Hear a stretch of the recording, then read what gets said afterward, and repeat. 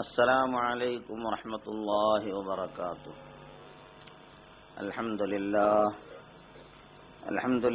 نحمده ونستعینه ونستغفره ونؤمن به ونتوکل علیہ ونعوذ باللہ من شرور انفسنا ومن سیئات اعمالنا، من يهده الله فلا مضل له ومن يضلل فلا هادي له، ونشهد أن لا إله إلا الله وحده لا شريك له، ونشهد أن سيدنا ونبينا ومولانا محمدا عبده ورسوله أرسله بالحق بشيرا ونذيرا۔ قال الله سبحانه وتعالى في شأن حبيبه تشريفا وتعظيما، فأعوذ بالله من الشيطان الرجيم، بسم الله الرحمن الرحيم۔ إن الله وملائكته يصلون على النبي يا أيها الذين آمنوا صلوا عليه وسلموا تسليما۔ اللهم صل على سيدنا وشفيعنا ومولانا محمد وعلى آل وأصحاب سيدنا ومولانا محمد وبارك وسلم۔ اللهم صل على سيدنا وشفيعنا ومولانا محمد وعلى آل وأصحاب سيدنا ومولانا محمد عدد كل ذرة 100,000 مرة۔ اللهم صل على سيدنا وشفيعنا ومولانا محمد وعلى آل وأصحاب سيدنا ومولانا محمد النبي الأمي الذي قرنت البركة بذاته ومحياه وتعطرت العوالم بطيب ذكره ورياه۔ إن أريد إلا الإصلاح ما استطعت، ما توفيقي إلا بالله، عليه توكلت وإليه أنيب۔ رب اشرح لي صدري ويسر لي أمري واحلل عقدة من لساني يفقهوا قولي، والله يقول الحق وهو يهدي السبيل۔ بزرگوں اور دوستو،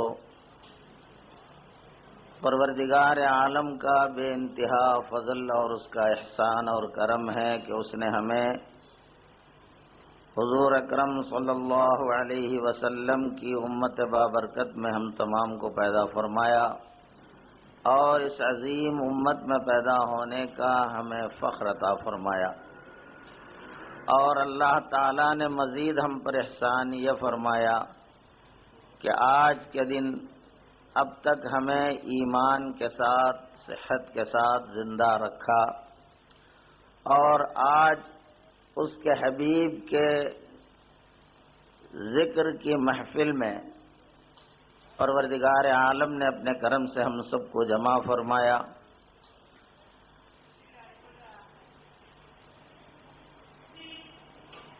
اللہ تعالی نے ہم پر جو احسان عظیم کیا ہے کہ حضور کی غلامی سے ہمیں سرفراز کیا، اس کی عظمت کیا ہے اور اس کی وجہ سے ہم کو کیا ملا ہے اور کیا ملنے والا ہے، اس کا احساس کرنا ہم تمام غلامان محمد صلی اللہ علیہ وسلم کے لیے ضروری ہے۔ ہم اپنے آقا کی عظمتوں کے یوں سرسری طور پر تو قائل ہیں، لیکن حقیقی طور پر ہمیں یہ احساس نہیں ہے کہ اللہ تعالیٰ نے ہم کو کتنی بڑی نعمت سے سرفراز کیا ہے۔ سابقہ امتوں میں انبیاء علیہم السلام ان امتوں کے جو نبی ہیں، انبیاء علیہم السلام یہ تمنا کرتے رہے کہ کاش ہم امت محمدیہ میں سے ہوتے، لیکن پروردگار عالم نے ان کو یہ نصیب، یہ حصہ، یہ نعمت عطا نہیں فرمائی جو ہم غلاموں کو اللہ تعالیٰ نے اپنے کرم سے نوازا ہے۔ جہاں عزت اور احترام ملتا ہے، جہاں مقام بلند ہوتا ہے، وہیں پر اس مقام کی لاج بھی رکھنی پڑتی ہے۔ جو بھی بڑا عہدہ پاتا ہے اس عہدے کے لحاظ سے اپنے احوال اور کیفیات میں اسی عہدے اور مرتبے کے لحاظ سے برتاؤ رکھنا اس کے لیے لازمی ہو جاتا ہے، ورنہ بڑا عہدہ تو ملا لیکن نچلے قسم کے لوگوں کی حرکتیں اگر نہیں چھوٹی تو بڑا عہدہ پا کر بھی تمام لوگوں کی نظروں سے وہ گر جاتا ہے، اس کی عزت چلی جاتی ہے۔ عزت ملنے کے بعد، مقام ملنے کے بعد اس مقام کے شایان شان زندگی گزارنا ہر سمجھدار اور عقل مند پر لازم ہوتا ہے، اور ہر شخص سمجھتا بھی ہے اس کو۔ عہدہ مرتبہ جو ہی بلند ہوتا ہے اس کے زندگی کے طور طریق، گفتگو کے طریقے سب بدل جاتے ہیں، اور سادہ سیدھا جب حالت میں تھے تو کیا زندگی تھی، لیکن عہدے ملنے کے بعد، درجے بلند ہونے کے بعد زندگی کے طور طریقوں میں فرق آتا ہے۔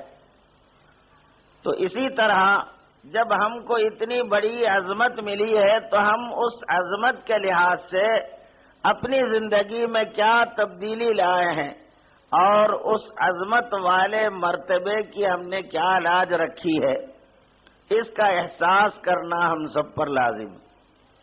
سب سے پہلی بات، حضور صلی اللہ علیہ وسلم کی عظمت کیا ہے، ہمارے آقا کس مرتبے کے ہیں، کس درجے کے ہیں، یہ تو ہم غلاموں کے بس میں نہیں ہے کہ سرکار کے مراتب کو، آپ کے بلندیوں کو کچھ سمجھنے کی کوشش کریں۔ پھر بھی حق تعالی نے اپنے کلام مجید میں سرکار کی جو رفعتیں، جو بلندیاں بیان فرمائی ہیں ہمارے لیے، اسی حد تک اگر ہم سرکار کو سمجھنے کی کوشش کریں تو واقعی میں ہماری زندگی میں ایک بہت بڑا انقلاب آ سکتا ہے۔ آپ نے یہ حدیث بارہا سنی ہوگی کہ لا یؤمن احدکم حتی اکون احب الیہ من نفسہ ووالدہ وولدہ والناس اجمعین،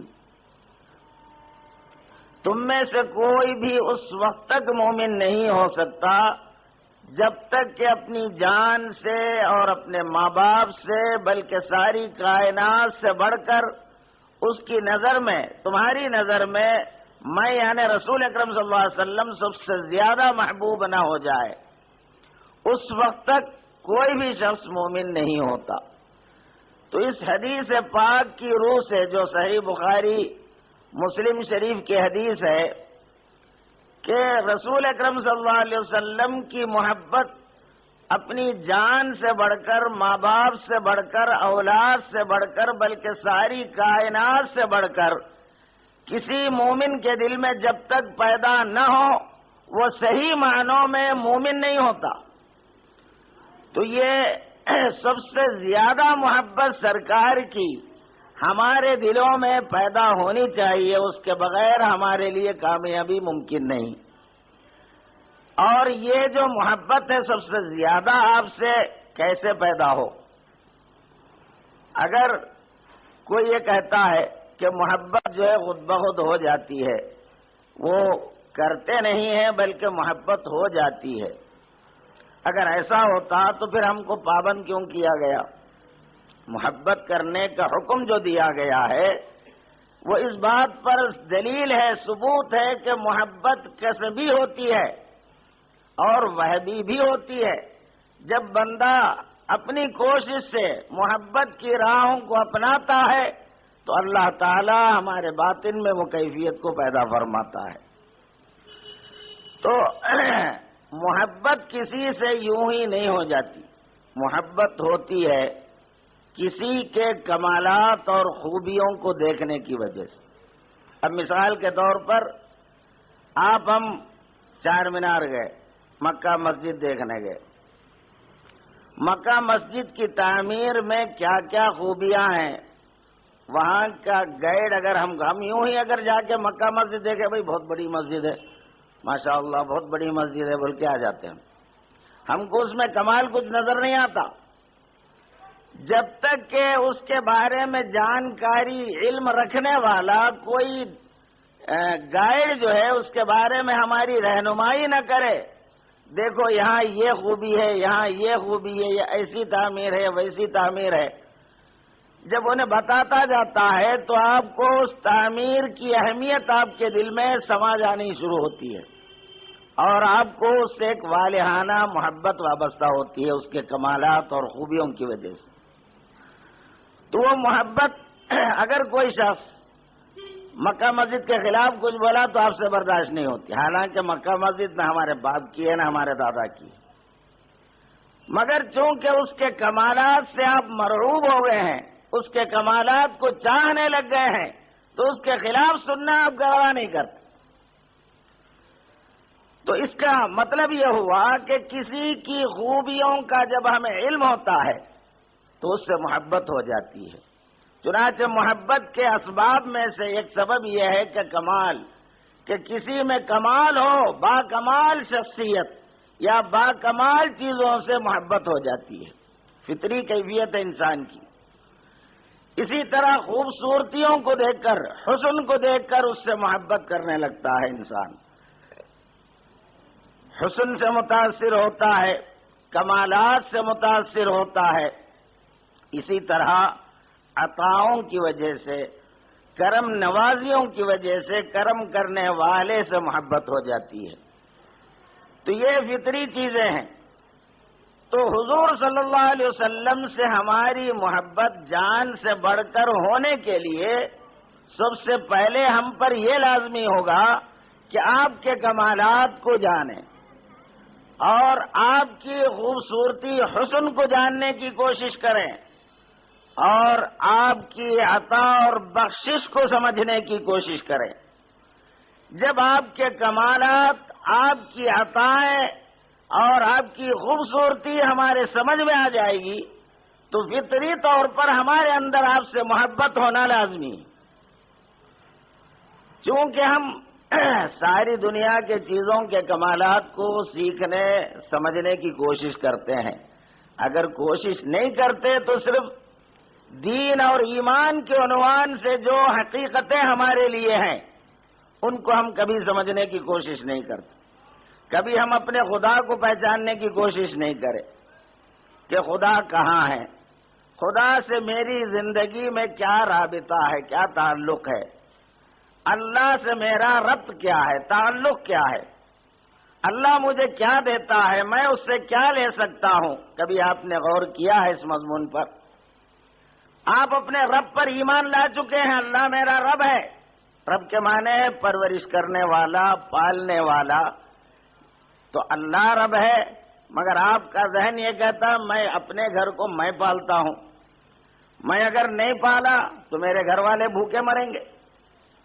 پھر تم بھی پالنے والے ہیں، اللہ بھی پالنے والا ہے، یہ کیا ہے؟ یہ دو پالنے والے کہاں سے آ گئے؟ تو اگر ہے کیا مسئلہ؟ اللہ کا پالنا کیا ہے، تمہارا پالنا کیا ہے؟ جب تک اس فرق کو ہم نہیں سمجھیں گے، اللہ کے رب ہونے کے بارے میں، اللہ کے رب ہونے پر ہمیں یقین نہیں آئے گا اور اللہ سے کام لینا نہیں آئے گا، اور اللہ تعالی کے رب ہونے کو ہم نے نہیں جانا، اللہ سے کوئی کام لیا نہیں، تو بتاؤ دوستو، ہمارے باطن میں تو یہی احساس ہے کہ میں اپنا روزی آپ کماتا ہوں، اگر میں نہیں کماؤں گا تو میں بھی بھوکا مروں گا، میرے بیوی بچے بھی بھوکے مریں گے۔ تو اس طرح کے نظریات رکھتے ہوئے آپ قبر میں جا رہے ہیں، فرشتے آپ سے سوال کرتے ہیں تمہارا رب کون تھا، تمہارا پالنے والا کون تھا؟ تو تم تو یہی بولیں گے جو آپ کی زندگی کا تجربہ ہے، جو نظریہ ہے کہ بھائی میں اپنا گھر میں چلاتا تھا، میرا رب کون تھا؟ اب یہ جو رٹی رٹائی باتیں ہیں یہ اس وقت کام آنے والے نہیں۔ ہم جو منہ سے خالی الفاظ جو سیکھ لیے ہیں، طوطا رٹے جیسا اللہ میرا رب ہے، مگر اندر کی دنیا میں اللہ رب نہیں ہے، خود ہی رب ہیں، یا ہمارے باوا ہمارے رب ہیں، یا پھر ہمارے بھائی رب ہیں، یا کاروبار رب ہیں، یا نوکری ہمارا رب بنا ہوا ہے۔ تو اللہ کی ربوبیت کو کبھی ہم نے سمجھنے کی کوشش نہیں کی۔ اسی طرح ہم اپنے آقا محمد الرسول اللہ صلی اللہ علیہ وسلم کی رسالت اور آپ کی رفعت شان کو بھی کبھی سمجھنے کی ہم نے کوشش نہیں کی۔ اگر ہم سرکار کو سمجھتے صحیح طور پر جیسا کہ صحابہ نے سرکار کو سمجھا تھا، سرکار کو دیکھنے والے کفار بھی رہے، عمر بھر سرکار کو دیکھتے رہے، منافق بھی دیکھتے رہے، لیکن کبھی سرکار کو پہچانے نہیں۔ ابو جہل اندھا کہاں دیکھا محمد کو صلی اللہ علیہ وسلم، جو صدیقوں نے دیکھی ہے وہ صورت ہے محمد کی۔ تو سرکار کی صورت صدیقوں کو، اللہ والوں کو، صحابہ کو کیا نظر آیا تھا، اور ابا لہب، ابو جہل وغیرہ کو کیا دکھا تھا؟ تو نظر نظر کا فرق ہوتا ہے۔ جو اعتبار اپنے میں لیا ہوا ہوتا ہے آدمی، اسی اعتبار سے اس کو چیزیں نظر آتی ہیں۔ تو رسول اکرم صلی اللہ علیہ وسلم کو پہچاننا اور آپ کے طفیل میں اللہ کو پہچاننا، آپ کے واسطے سے اللہ کو پہچاننا، یہ دونوں ہم امت کا لازمی ہمارا فریضہ ہے۔ یہ ہم پر لازم ہے کہ ہم سب سے پہلے اپنے آقا کو پہچانیں، اور پھر اپنے رب کو پہچانیں، پھر خود کو پہچانیں ہم خود کون ہیں۔ جب تک یہ چیزیں ہم نہیں سیکھیں گے، دین کا علم سیکھنا، دین سیکھنا کا ہمارا مفہوم کیا ہے؟ جیسے قرآن سیکھ لیے، قرآن پڑھنا آ گیا تو ہم سمجھتے کہ دین سیکھ گئے۔ دوستو، یہ دین سیکھنا نہیں ہوتا، یہ تو قرآن مجید جو اللہ کا کلام ہے پڑھنا سیکھ گئے، بہت اچھا کرے، کم سے کم پڑھنا تو آ گیا۔ لیکن دین کیا ہے؟ جو قرآن مجید میں جو بیان ہوا ہے وہ مفہوم دین ہے۔ کیا بیان ہوا ہے؟ سرکار کے بارے میں اللہ کیا فرماتا ہے، خود اپنے بارے میں کیا فرماتا ہے، خود ہمارے بارے میں اللہ کیا بتایا ہے، ہم کبھی اس کو سمجھنے کی ضرورت محسوس نہیں کی۔ اب کچھ سمجھدار طبقہ دین کو سمجھنے کی کوشش کرتے ہیں تو پھر کتابوں کو پڑھ کر کتابوں سے دین سمجھنے کی کوشش کرتے ہیں۔ جیسے قرآن کا ترجمہ چھپ چکا ہے، انگریزی میں، اردو میں، تیلگو میں، ہر زبان میں چھپ چکے ہیں، تو لوگ ترجمہ پڑھ کے یہ سمجھنے کی کوشش کرتے ہیں کہ میں قرآن کو سمجھ گیا۔ اگر ترجمہ پڑھنے سے قرآن آیا ہوتا تو پھر ابو لہب، ابو جہل جو عربی داں تھے وہ لوگ گمراہ کیوں رہے؟ وہ تو عربی جاننے والے تھے، ان کی زبان مادری زبان عربی تھی، پھر وہ لوگ گمراہی میں کیوں رہے؟ اور اللہ تعالیٰ اگر کوئی اپنے عقل سے، سمجھ سے یا زبان دانی سے قرآن کا فہم اگر کسی کو آ جاتا ہوتا تو اللہ تعالیٰ کبھی رسول کو مبعوث نہیں فرماتے۔ قرآن اللہ نے نازل کیا ہماری ہدایت کے لیے، لیکن قرآن کے تعلق سے خدا تعالیٰ فرما رہا ہے کہ یہ قرآن ہدایت ہے۔ ایک جگہ فرمایا ھدی للناس، یہ سارے انسانوں کے لیے ہدایت ہے، اور ایک جگہ فرمایا یہ متقین کے لیے ہدایت ہے۔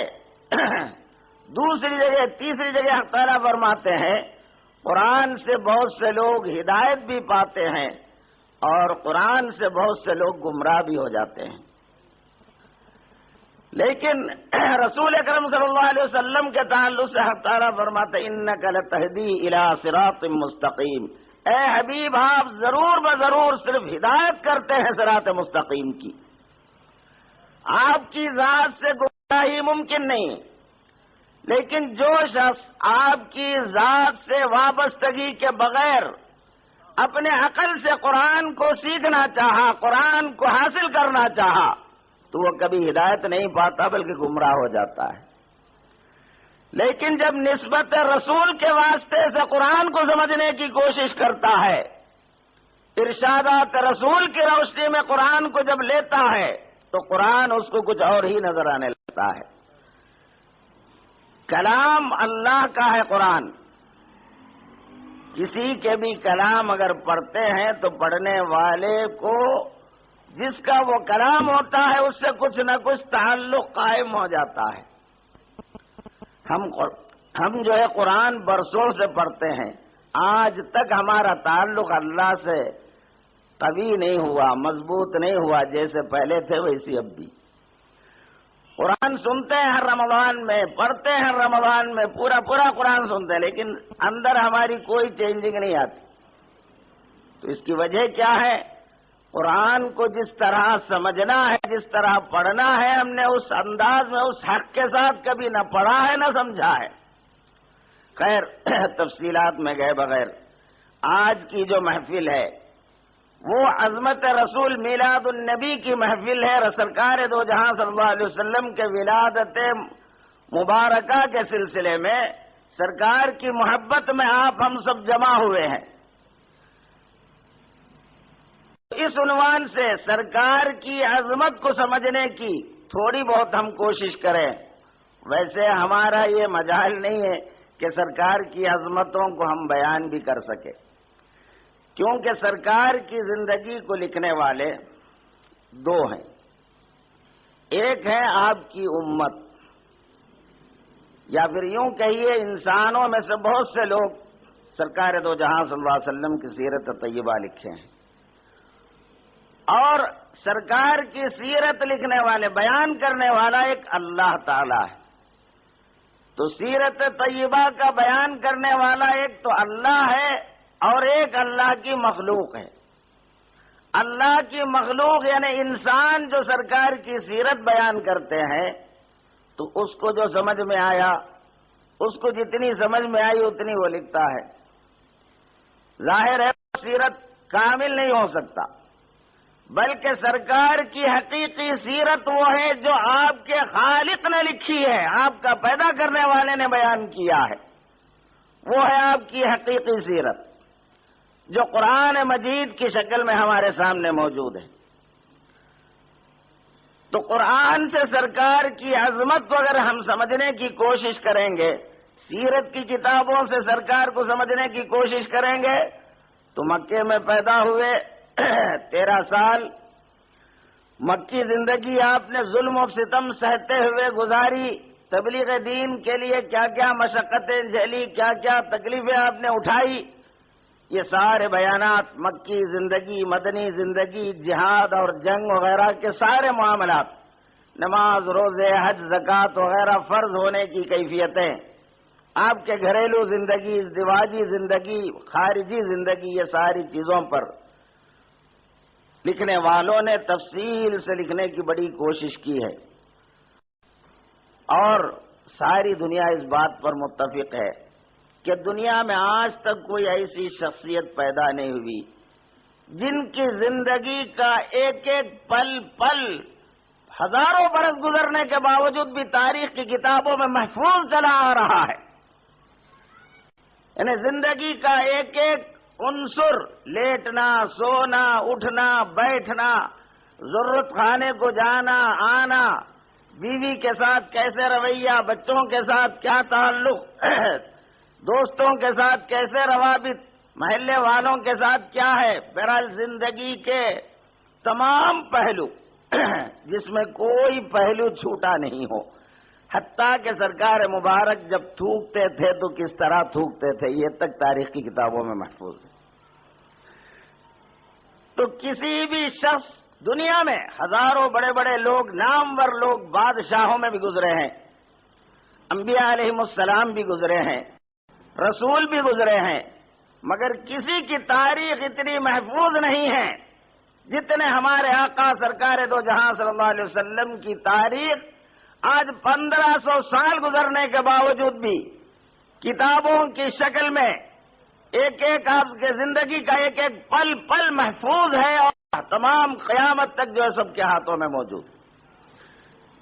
ماننے والے دوست، دشمن بھی اس بات پر قائل ہیں، ماننے، اعتراف کرنا پڑتا ہے، ان کو اعتراف کرتے ہیں کہ ایسی کوئی شخصیت دنیا میں نہیں گزری ہے جن کے زندگی کے تمام پہلو تاریخ کے اوراق میں محفوظ ہو۔ یہ خود بجائے آپ کا ایک معجزہ، آپ کی ایک عظمت شان ہے کہ آپ کے زندگی کے ایک ایک پل قیامت تک محفوظ ہے۔ کسی بھی شخصیت کی تاریخ ایسا دیکھنے کو نہ ملتی، نہ سننے کو ملتی ہے آپ کو۔ تو اس سے خود آپ کو سرکار دو جہاں صلی اللہ علیہ وسلم کی ایک عظمت کا اندازہ ہو سکتا ہے کہ ان کے خالق ان کے زندگی کے کسی بھی پہلو کو آج تک مٹنے نہیں دیا ہے، کائنات پر قائم رکھا ہے کہ قوم کہیں میرے حبیب کے زندگی کے ایک ایک طریقے بھول نہ جائے۔ اس لیے تاریخ کی کتابوں میں آپ کے زندگی کا ایک ایک پل، ایک ایک لمحہ تاریخ کی کتابوں میں آج بھی موجود چلا آ رہا ہے۔ سیرت کی کتابوں میں کئی لکھنے والے مخالفین بھی لکھتے ہیں، موافقین بھی لکھتے ہیں، دوست بھی لکھتے ہیں، دشمن بھی لکھتے ہیں، مگر ہر کوئی آپ کی عظمت کو ماننے پر مجبور ہے۔ کوئی آپ کی شخصیت کا انکار آج تک نہیں کر سکا۔ دشمنی میں جو چاہے بولنے کی مکے کے لوگ آپ کی دشمنی میں کتنا کمر بستہ تھے، آپ کو قتل کرنے کے لیے پوری کوشش کر لیے، ہو آپ کو فنا کرنے کی، بدنام کرنے کی جتنی کوشش ہو سکتی ہے وہ سب کر لیے، لیکن آپ اندازہ کیجئے بچپن سے آپ کی زندگی کو دیکھنے والے اہل مکہ کبھی آپ کی ذات مبارک پر کوئی عیب نہیں لگا سکے۔ اب دل کی بھڑاس نکالنے کو پاگل کہے، ساحر کہے، جادوگر کہے، مگر آپ کی شخصیت پر، آپ کی ذات پر کوئی عیب نہیں نکال سکے کہ فلاں دن انہوں نے فلاں غلط کام کیا تھا، فلاں دن انہوں نے جھوٹ بولا تھا، یا کسی کو دھوکہ دیا تھا، یا کسی کو ستایا تھا۔ اس قسم کے جو تمام لوگوں سے، اکثر و بیشتر لوگوں سے عموماً سرزد ہوتے ہیں، اس لیے باہر لوگوں کے بڑے بڑے چرچے ہوتے لیکن اس کے اپنے محلے میں اس کی کوئی عزت نہیں ہوتی، کیونکہ محلے والے اس کو بچپن سے جانتے ہیں کیسا تھا، کیا تھا، کیا ہو گیا ہے، تو محلے والے عزت نہیں کرتے، باہر والے عزت کرتے۔ لیکن سرکار دو جہاں صلی اللہ علیہ وسلم کی عجیب شان ہے کہ بچپن آپ ان کے گودوں میں، ان کے بیچ میں آپ کا گزرا، مگر آپ کی ذات مبارک پر ایک عیب نہیں لگا سکے کبھی۔ وہ بڑی کوششیں انہوں نے کی، لیکن آج تک کوئی ایسا روایت آپ کو نہیں ملے گا کہ سرکار کی شان میں کسی نے کوئی عیب لگایا ہو، بلکہ آپ نبوت کے اعلان کرنے تک سارے عرب کے لوگ آپ کو سچا، امین کہتے تھے، آپ کے قتل پر تیار ہوتے تھے، لیکن اپنی امانتیں آپ کے گھر میں امانت رکھتے تھے، اپنی جائیداد آپ کے گھر میں امانت رکھتے تھے۔ تو آپ کی شخصیت پر، آپ کی ذات کی عظمت کا ایک ایک پہلو ہے۔ ویسے میرا مضمون یہ نہیں تھا کہ تاریخ کی سیرت کے حوالوں سے آپ کی کیفیات، آپ کی شان ظاہر کروں، بلکہ میں آپ کے سامنے یہ رکھنا چاہتا ہوں کہ ان کا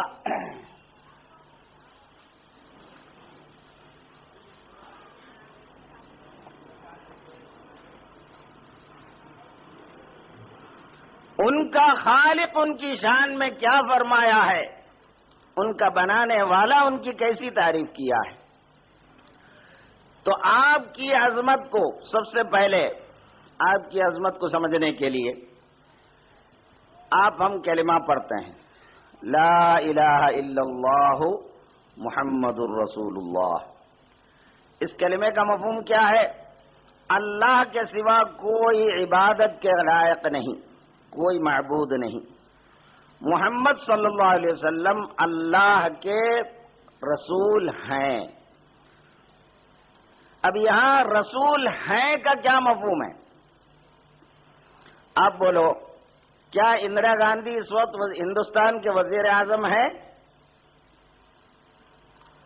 اندرا گاندھی ہندوستان کے وزیر اعظم ہے، بلکہ کوئی کہہ سکتا ہے؟ کیا کہے گا؟ وزیر اعظم تھے۔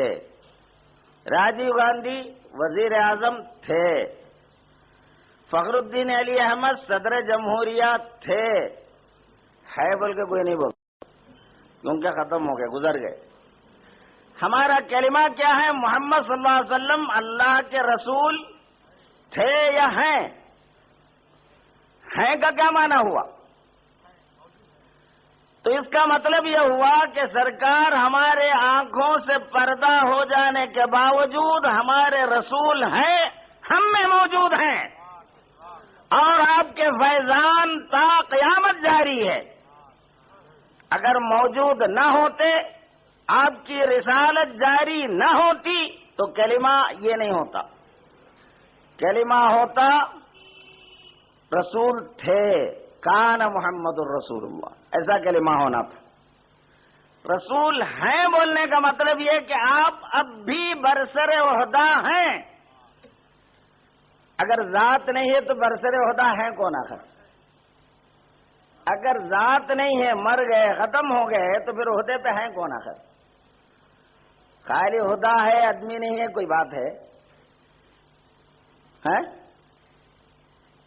عہدے پر برسر خدمت ہیں کا مطلب یہ کہ وہ ذات جو وہ عہدے دار ہے موجود ہے. لوگ پوچھتے ہیں سلام پڑھنا کیا عادت شرک ہے یا کفر ہے یا بدعت ہے؟ بعض لوگ سوال کرتے ہیں. تو ایک شخص میرے سے سوال کیا، عادت مسجد میں سلام پڑھنا کیا ہے، جائز ہے کیا؟ تو میں بولا بھائی تو مسجد میں سلام پڑھنے کی بات کہتا ہے، نماز میں اگر تو سلام نہیں پڑھا تو تیری نماز نہیں ہوتی. نماز میں اگر تو سلام نہیں پڑھا تو تیری نماز نہیں ہوتی. مسجد میں پڑھنا تو بات کی بات ہے، وہ تو اس سے بھی کم درجے کی بات ہوئی. تو انہیں پریشان ہو گیا، بھائی کہاں سر نماز میں ہم کہاں سلام پڑھتے؟ اب انہوں سلام پڑھنا بولے تو کھڑے رہ کے جھوم کے یا نبی سلام ایسا پڑھنا بول کے سمجھ رہے ہیں. سلام پڑھنے کا مطلب کیا ہے؟ السلام علیکہ ایھا النبی. تحیات میں پڑھتے کہ نہیں پڑھتے آپ؟ اگر آپ نہیں پڑھیں گے نماز نہیں ہوگی آپ کی. اس کا مفہوم کیا ہے؟ سلامتی ہو آپ پر اے نبی. اب لوگ جو ہے یا نبی یا رسول اللہ بولنا شرک ہے بول کے فتویٰ لگے.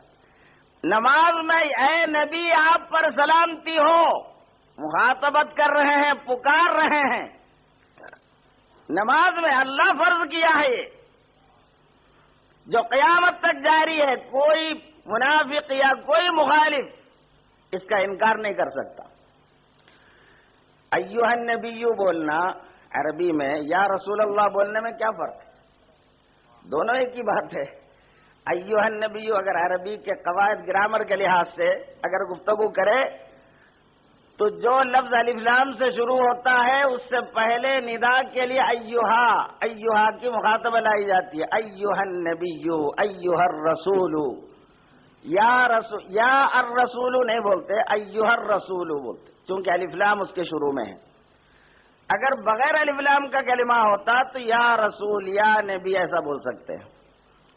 تو چونکہ النبیوں کا لفظ آیا ہے اس لیے اس کے لیے یا کے بجائے ایھا دونوں بھی مخاطبت پکارنے کے لیے، بلانے کے لیے، آواز دینے کے لیے استعمال ہوتا ہے.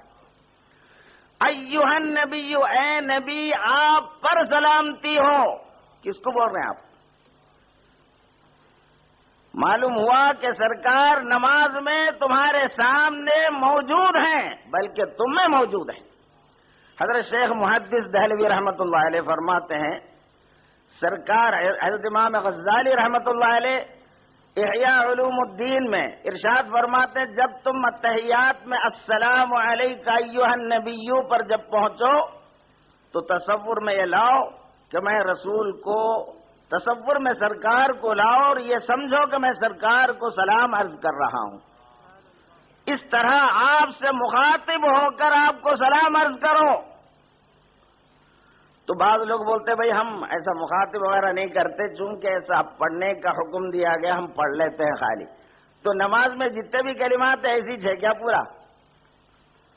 خالی یوں ہی پڑھ لینا ہے، کچھ بھی اس میں معنی نہیں، مفہوم نہیں. کیا ہے؟ گمراہی کی حد ہو گئی. ایھا النبی جب آپ پڑھتے ہیں، ایھا النبی کس سے کہا جاتا ہے؟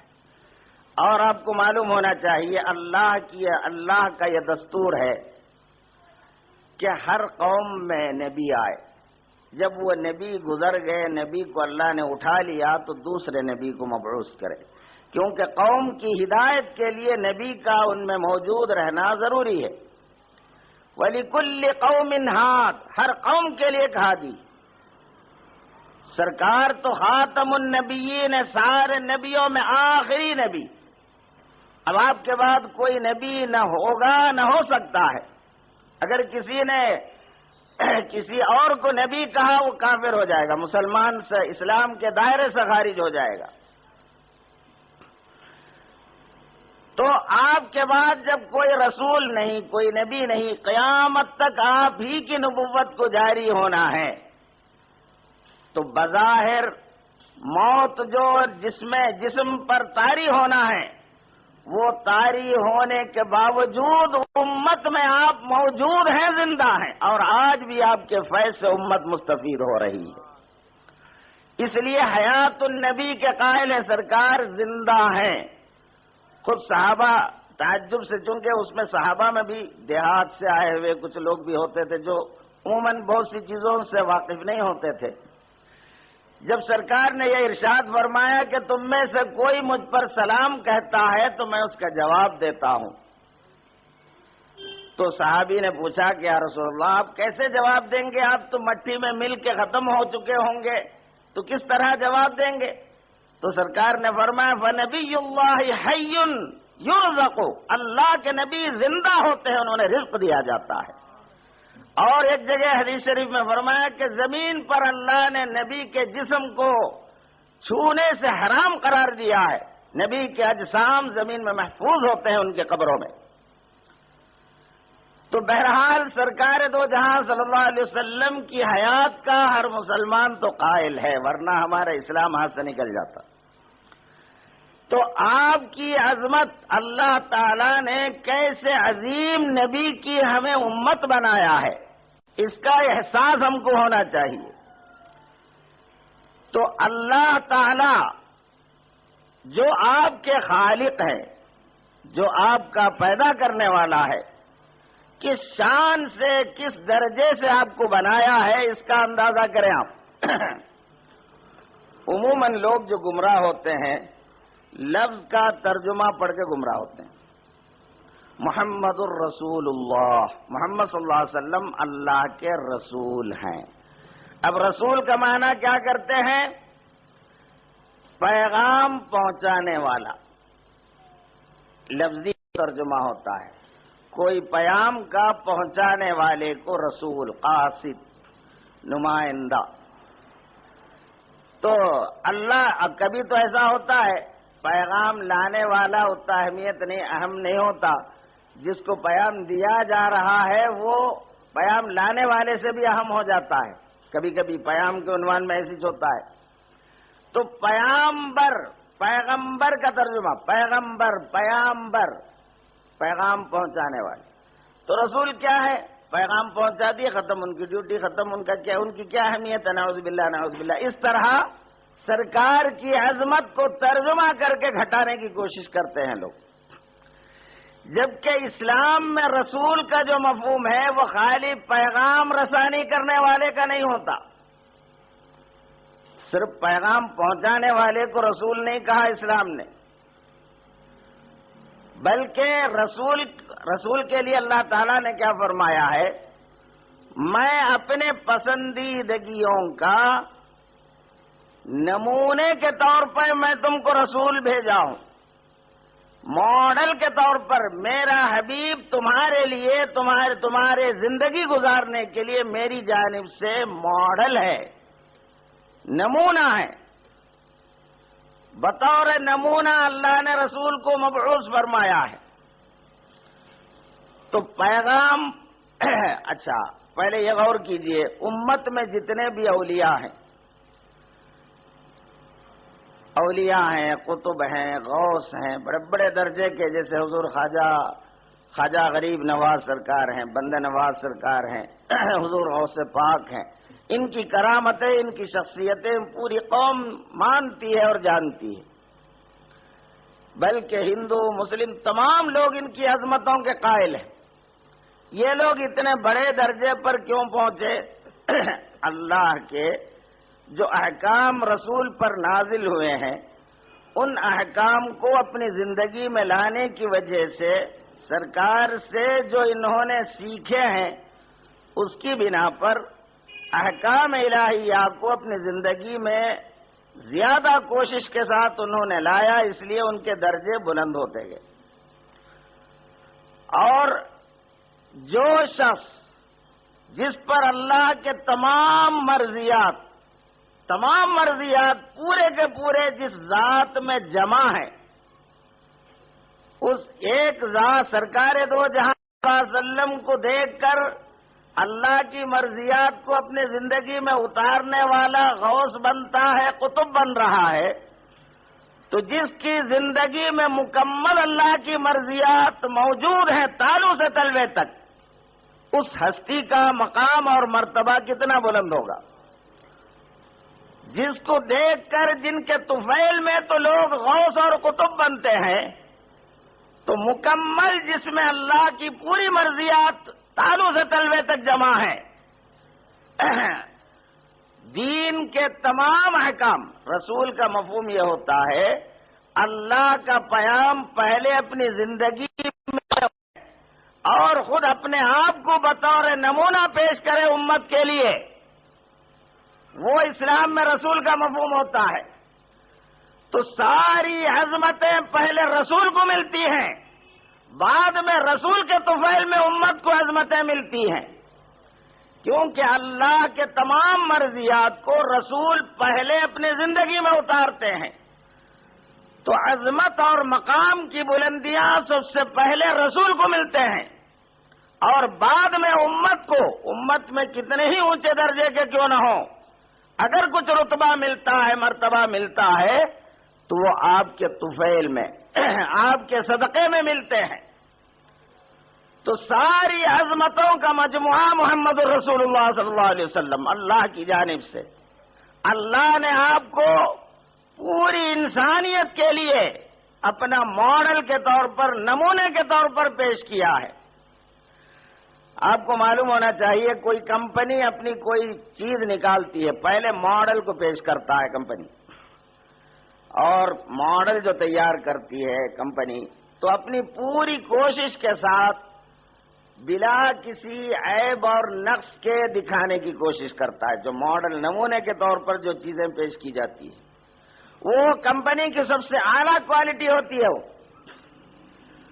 تو آپ اندازہ کیجئے، پروردگار عالم جو کائنات کا خالق ہے، وہ جب اپنے جانب سے ماڈل کے طور پر، نمونے کے طور پر اپنے حبیب کو پیش کیا ہے، تو اندازہ کیجئے کہ آپ میں کمالات کتنے زیادہ ہوں گے جو خالق کائنات کا ماڈل ہے۔ اگر کوئی آپ کی ذات میں کوئی عیب اگر بولتا ہے تو گویا وہ اللہ کا عیب نکال رہا ہے، وہ کیونکہ اللہ آپ کو صحیح طور پر ماڈل بنا نہیں سکا۔ جب اللہ فرما رہا ہے میرے حبیب کے زندگی تمہارے لیے نمونہ ہے، وَلَكُمْ فِي رَسُولِ اللَّهِ أُسْوَةٌ حَسَنَةٌ، تمہارے لیے رسول بہترین ماڈل ہیں، بہترین نمونہ ہیں، اس کے لیے جس کو اللہ سے ملنے کی، اللہ کو دیکھنے کی جس کو امید ہے، اور آخرت میں کامیابی جو چاہتا ہے، اس کے لیے رسول اللہ ماڈل ہے زندگی کے۔ تو اللہ کی جانب سے جو بے عیب ہے، سارے کمالات اللہ کی ذات میں ہیں، اس کے جانب سے ماڈل کے طور پر جس ذات کو اللہ نے بنایا ہے، وہ کتنی بڑی شان اور عظمت والے نہیں ہوں گے۔ تو گویا ساری کائنات، ساری مخلوقات میں افضل ترین ہستی اگر ہیں تو وہ ہیں محمد الرسول اللہ صلی اللہ علیہ وسلم۔ چنانچہ حضرت جامع علیہ رحمہ فرماتے ہیں، بعد از خدا بزرگ تو یہ قصہ مختصر، اللہ کے بعد اگر کوئی بزرگ ہیں، اللہ کے بعد اگر کوئی افضل ہیں، تو وہ صرف اور صرف آپ ہیں۔ اللہ کے بعد اگر کسی کو رتبہ ہے تو محمد رسول اللہ صلی اللہ علیہ وسلم۔ اچھا، آپ ایک اندازے سے، ایک طریقے سے یوں بھی غور کر سکتے ہیں آپ کی شان کے تعلق سے، صحابی رسول کس کو کہتے ہیں؟ صحابی، صحابی کہتے ہیں ایسے آدمی کو جو ایمان کے ساتھ زندگی کا ایک لمحہ، تھوڑی دیر سرکار کی صحبت میں رہا، منٹ دو منٹ ہی صحیح، ایمان کے ساتھ آپ پر ایمان لا کر منٹ دو منٹ سے ہی آپ کی صحبت میں جو رہا، اور پھر وہ شخص ایمان پر ہی اس کا خاتمہ ہوا، ایمان پر ہی مرا، کافر نہیں ہوا، مرتد نہیں ہوا، تو وہ صحابی. اور صحابی کا درجہ کتنا بلند ہے. صرف ایک لمحہ بیٹھا ہوگا. بعض صحابہ تو تھوڑی ہی دیر سرکار کو دیکھے ہیں، پھر بعد میں اپنے گاؤں کو دور دور چلے گئے، پھر کبھی سرکار کو دیکھنے کا اتفاق ہی نہیں ہوا. ایسے بھی صحابی ہیں. تو دو لمحہ سرکار کی صحبت میں رہنے کی وجہ سے اس کو جو درجہ حاصل ہے، اس کی جو بلندی ہے، سارے علماء، ساری امت اس بات پر متفق ہے، صحابی رسول کو جو درجہ حاصل ہے، صحابہ کے بعد کسی غوث اور قطب کی بھی وہ درجہ حاصل نہیں. کسی قطب اور غوث کو بھی وہ درجہ حاصل نہیں ہے جو صحابی رسول کو حاصل ہے. چنانچہ حضور غوث پاک رضی اللہ عنہ سے حضرت معاویہ رضی اللہ عنہ کے بارے میں ایک شخص سوال کرتے ہیں، کیونکہ حضرت معاویہ اور حضرت علی کے درمیان جنگ ہوئی تھی. دونوں صحابی رسول ہیں. حضرت علی تو خلفائے راشدین میں سے بھی ہیں، سرکار دو جہاں صلی اللہ علیہ وسلم کے چچازاد بھائی بھی ہیں اور آپ کے داماد بھی ہیں. بہت سے شرف اور فضیلت حضرت علی کے ہیں. حضرت امیر معاویہ بھی صحابی رسول ہیں. تو دونوں میں کچھ جنگ ہوئی تھی. تو حضرت حضور غوث پاک جو ہے حضرت علی کے اولاد میں سے ہیں. تو سوال پوچھنے والا اس لیے پوچھا کہ حضرت معاویہ کے بارے میں کیا خیال ہے، کہ چونکہ حضرت علی سے جنگ کیے تھے تو معاویہ کے بارے میں کچھ آپ غلط بولتے ہوں گے سمجھ کے حضور غوث اعظم سے سوال کیا. تو حضور غوث اعظم نے فرمایا، حضرت معاویہ کا مرتبہ تو کیا پوچھتے ہو، وہ جس گھوڑے پر سوار ہوتے تھے اس کے پیر سے جو گرد اڑتی تھی، اگر وہ گرد مجھے مل جائے تو میں اپنے لیے وہ سرما سمجھ لوں گا اور میری نجات کا وہ باعث ہوگا. تو مطلب یہ ہے بولنے کا کہ صحابی رسول کو جو درجہ ہے وہ کسی غوث کو، قطب کو بھی بعد والوں میں سے کسی کو بھی نصیب نہیں ہوتا. اتنا بڑا درجہ ہے. اس لیے صحابہ اپنے ساتھ نام کے ساتھ، صحابہ کے نام کے ساتھ کوئی اور ٹائٹل نہیں لگاتے، صرف صحابی رسول کی ٹائٹل لگایا جاتا ہے. جیسا کوئی پی ایچ ڈی ہے تو اس کو انہیں اپنے نام کے ساتھ ڈاکٹر لکھتا ہے، خالی یہ نہیں لکھتا کہ بی اے بھی ہوں، بی اے ایم اے، وہ کیا بولتے وہاں سے شروع کر دینا ہے، ایس ایس سی سے میٹریکولیٹ، اور پھر کیا ہے وہ انٹرمیڈیٹ بھی کامیاب ہے، پھر بی اے بھی ہے، ایم اے بھی ہے، پھر ایم فل بھی ہے، پھر پی ایچ ڈی. پورا لکھتا کیا انہیں؟ کوئی بھی نہیں لکھتا. انہیں ڈاکٹر لکھا تو مطلب یہ کہ نیچے کے پورے ڈگری اس کو حاصل ہے. اوپر کا ایک ڈگری لکھا جاتا ہے تو نیچے کے پورے ڈگری اس میں موجود ہے. تو بعد والوں کو کسی کو غوث کا لقب ملا، قطب کا لقب ملا، کسی کو ولی کا لقب ملا، کسی کو خواجہ کا، کسی کو کچھ، کسی کو کچھ.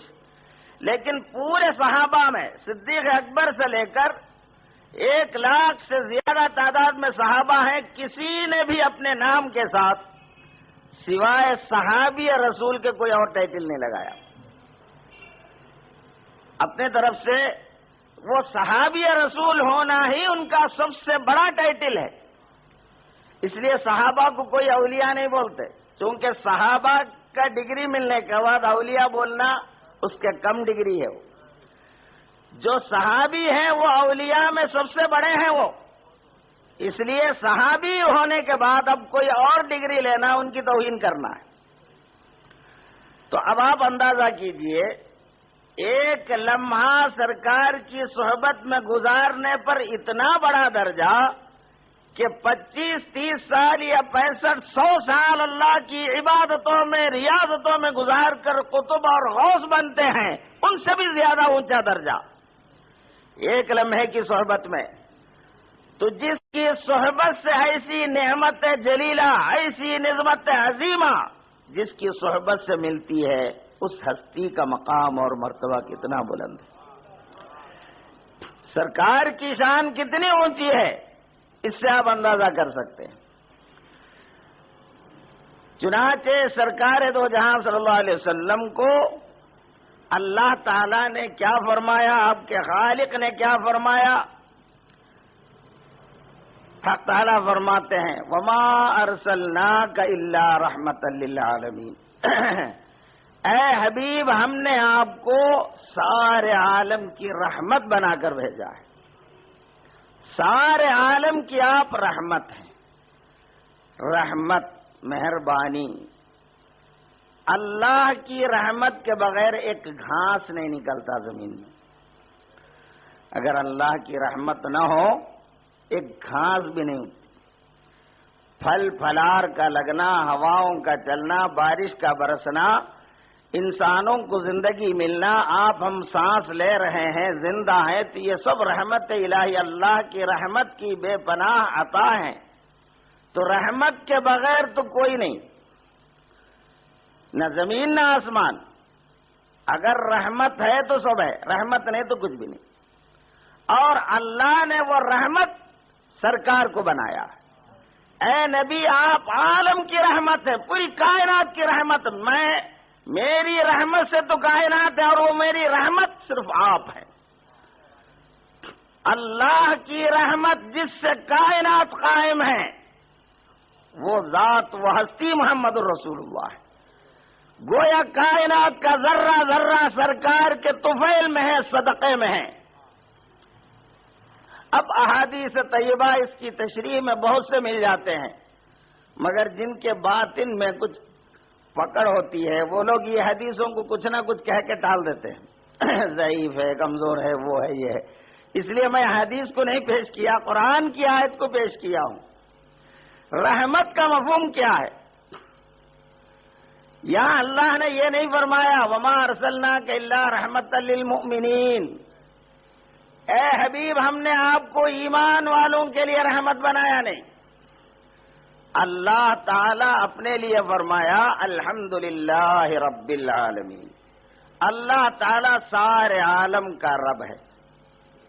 اور محمد صلی اللہ علیہ وسلم کے لیے فرمایا رحمتا للعالمین، آپ سارے عالم کی رحمت ہیں۔ اللہ رب ہے، محمد الرسول اللہ رحمت عالم ہے۔ اللہ رب عالم ہے، محمد صلی اللہ علیہ وسلم رحمت عالم ہے۔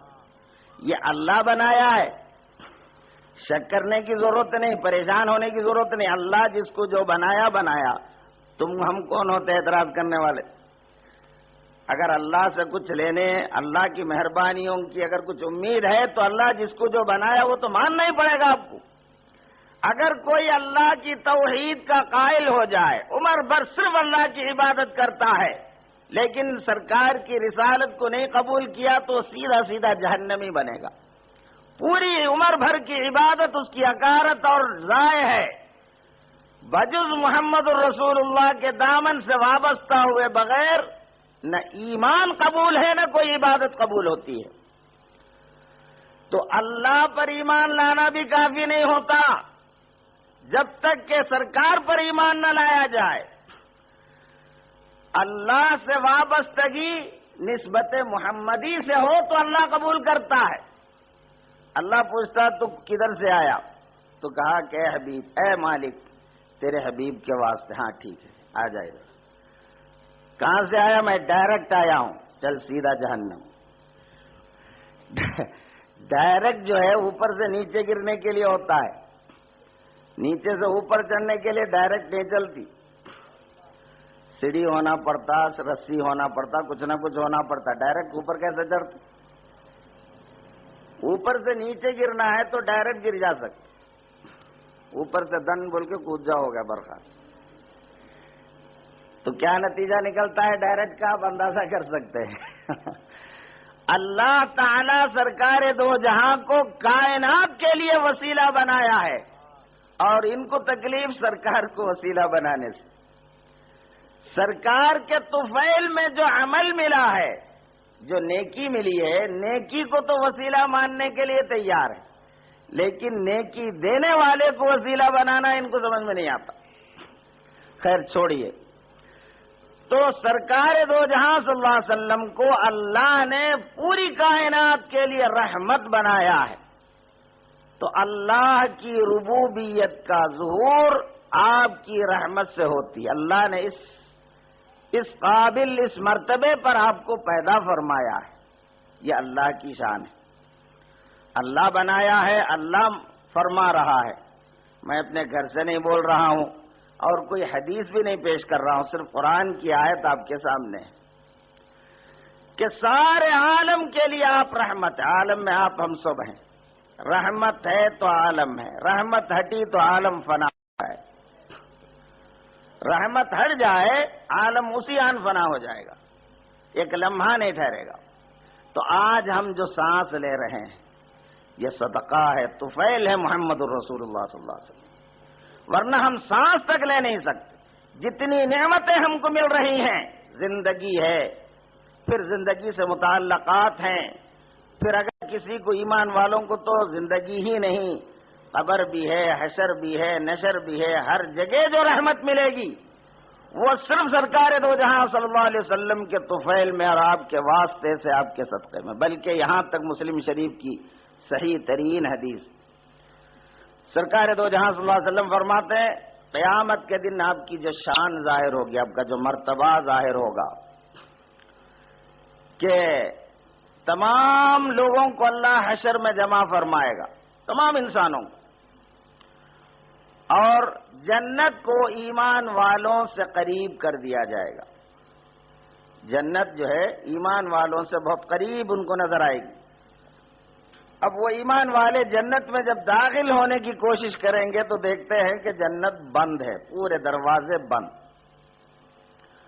اب پورے ایمان والے، اس میں کون سے امت کے وہ تذکرہ نہیں ہے، پورے ایمان والے آپس میں مشورہ کر کے سیدھے سیدھے حضرت آدم علیہ السلام کے پاس جائیں گے کہ اے ہمارے باپ، آپ ہم سب کے باپ ہیں، اللہ کے دربار میں سفارش کیجئے کہ یہ جنت کا دروازہ ہمارے لیے کھل جائے۔ تو آدم علیہ السلام فرماتے ہیں میں تمہارا باپ ہوں، تمہارے باپ کی غلطی ہی کے نتیجے میں تم کو جنت سے باہر ہونا پڑا ہے۔ حضرت آدم فرماتے ہیں اللہ نے، وہ آپ کی غلطی ہمارے حساب سے غلطی نہیں ہو، وہ ان کے درجے کے لحاظ سے، ان کی شان کے اعتبار سے اس کو وہ غلطی سمجھتے ہیں، اور پھر اللہ نے معافی کا بھی اعلان کر چکا ہے۔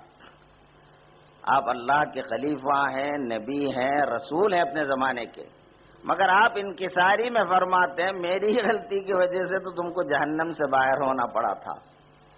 اب مجھ میں اتنا دم نہیں ہے، اتنی ہمت نہیں ہے کہ اللہ سے اس کے لیے کھولنے کی سفارش کر سکوں۔ جاؤ تم میرے بیٹے ابراہیم کے پاس جاؤ جو اللہ کی خلیل ہے۔ اب یہاں یہ سوال ہوتا ہے، خیر پوری حدیث سن لیجئے پہلے۔ اب پوری امت ابراہیم خلیل اللہ کے پاس آتی ہے، یعنی ایمان والے پورے، اور عرض کرتے ہیں کہ اللہ کے خلیل آپ جنت کے کھلوانے کے لیے اللہ سے سفارش کیجیے۔ تو آپ فرماتے ہیں میں خلیل تھا لیکن دور دور سے، یعنی حالانکہ